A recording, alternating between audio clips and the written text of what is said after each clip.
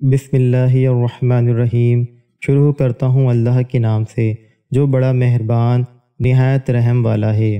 بصرہ میں حضرت رابعہ بصری رحمۃ اللہ علیہ کے حسن و جمال کی دھوم مچی ہوئی تھی، مگر جوانی کے شب روز انہوں نے یاد الہی میں گزار دیے۔ آپ رحمۃ اللہ علیہ کے چہرے پر پاکیزگی کا ایسا نقاب تھا کہ دیکھنے والوں کی نگاہیں خود بخود جھک جاتی تھیں۔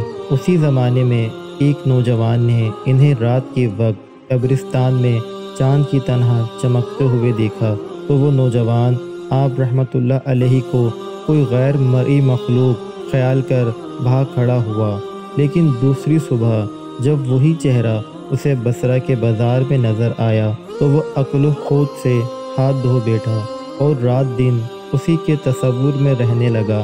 آخر دل کے ہاتھوں مجبور ہو گیا تو لوگوں سے پتہ پوچھتا ہوا حضرت رابعہ بصری رحمۃ اللہ علیہ کے گھر جا پہنچا۔ حضرت رابعہ بصری رحمۃ اللہ علیہ فرمایا کرتی تھیں، دل کے دروازے ہمیشہ کھلے رکھو، کیا معلوم محبوب کس وقت دستک دے دے، مگر گھر کے دروازے بند ہوں یا کھلے ہوں ان کی دانست میں برابر تھے۔ نوجوان کو خلاف توقع ان کا دروازہ کھلا ملا۔ اس نے اپنی دل کی دھڑکنوں پر بڑی مشکل سے قابو پایا۔ رات کا وقت تھا، اندر چراغ روشن تھا۔ یہ سوچ کر وہ نوجوان بے باکی سے اندر داخل ہو گیا۔ حال دل سنانے میں کیا حرج ہے، زیادہ سے زیادہ انکار ہی تو ہوگا۔ واپسی کا دروازہ بہرحال کھلا ہوا ہے، لیکن جب وہ اندر جا پہنچا تو وہاں کوئی نہیں تھا، البتہ چھت سے ایسی پرسوز آواز آ رہی تھی جیسے کوئی زریلہ بجر کا رونا رو رہا ہو۔ نوجوان تیزی سے زینہ چڑھتا گیا۔ حضرت رابعہ بصری رحمۃ اللہ علیہ عشاء کی نماز سے فارغ ہو کر ثنا خوانی کر رہی تھیں۔ پروردگار، سارے ستارے روشن ہو گئے، لوگ سب سو گئے، بادشاہوں نے دروازے بند کر لیے، ہر محبوب اپنے محبوب سے ماہو راز و نیاز ہے، اور میں تیرے سامنے کھڑی ہوں۔ نوجوان پر سکتہ طاری ہو گیا۔ اسی اثناء میں حضرت رابعہ بصری رحمۃ اللہ علیہ نے پلٹ کر اسے ایسی نظروں سے دیکھا کہ اس کی زبان گونگی ہو گئی۔ حضرت رابعہ بصری رحمۃ اللہ علیہ نے اس کے قریب جا کر پوچھا، کیا تم مجھ سے شادی کی درخواست کرنے آئے ہو؟ نوجوان نے لرزتے ہوئے ہاتھوں سے اپنی زبان کی طرف اشارہ کیا کہ وہ بول نہیں سکتا۔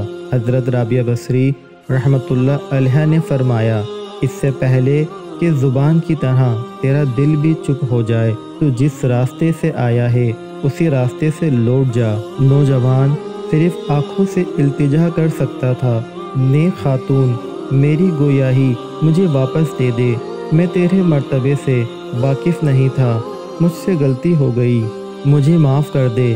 لا علمی ہمیشہ قابل معافی ہوتی ہے۔ اس کے خاموش آنسوں کے جواب میں حضرت رابعہ بصری رحمۃ اللہ علیہ نے فرمایا، نوجوان، اگر تو نے مجھ سے کوئی زیادتی کی ہوتی تو میں تجھے یقیناً معاف کر دیتی۔ میں نے خود کو بہت پہلے اللہ تعالیٰ کے حوالے کر دیا تھا، اب یہ معاملہ تیرے اور اللہ تعالیٰ کے درمیان ہے۔ معافی مانگتا ہے تو اس سے مانگ، تو سچے دل سے توبہ کرنے کا ارادہ کرے تو شاید تیری توبہ کی خاطر تیری زبان کھل جائے۔ یہ فرما کر وہ نماز کے لیے کھڑی ہو گئیں۔ نوجوان بھی بے اختیار سجدے میں گر گیا۔ وہ رو رہا تھا، نامعلوم کب تک روتا رہا۔ جب اسے ہوش آیا تو زبان کھل چکی تھی اور توبہ توبہ کا ورد کر رہی تھی۔ بصرہ کے بازاروں میں سارا سال تک ایک منسوب گرمی چاڑے اور برسات سے بے نیاز ہو کر دیوانہ وار توبہ توبہ کے نعرے لگاتا رہا۔ اس کے نعروں سے بصرہ کی راتیں گونج اٹھتی تھیں اور بچے سہم کے ماؤں کے سینوں میں دھبک جاتے تھے۔ آخر ایک دن وہ منسوب کہیں غائب ہو گیا اور پھر کبھی اس کا کوئی پتہ نہ چلا۔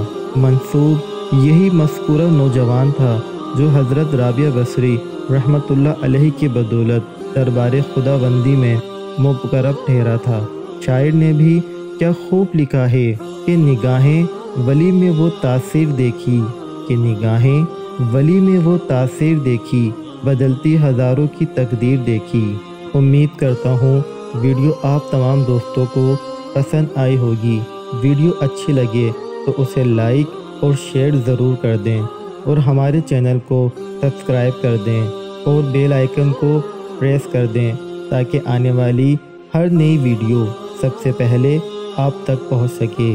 مجھے دیجیے اجازت، ملتے ہیں ایک اور نئی ویڈیو کے ساتھ۔ اللہ حافظ۔